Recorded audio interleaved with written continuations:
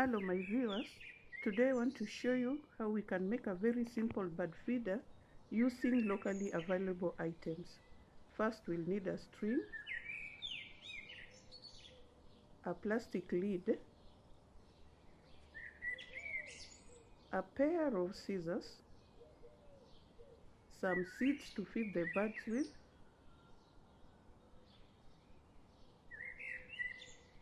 and a detergent container. This is a plastic detergent container. First, we'll start by cutting the sides as I am demonstrating. Then, we will take the container's lid and pierce a hole.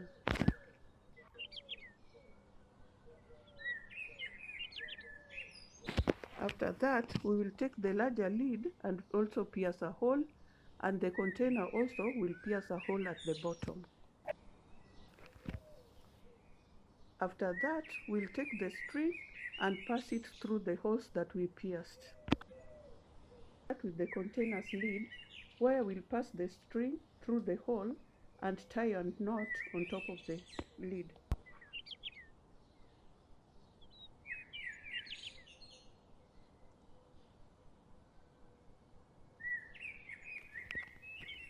Then we'll pass the string through the hole that we pierced at the bottom of the container.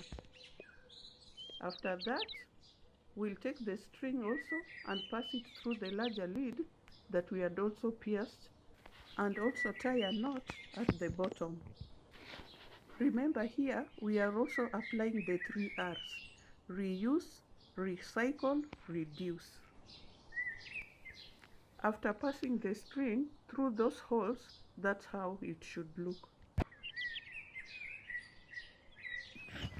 After that, we'll take our seeds and scatter inside the container and on top of the larger lid. I usually feed the birds with sunflower seeds, rice, breadcrumbs, and millet. When you put a bird feeder, don't also forget to put a source of water where the birds can drink and also bathe.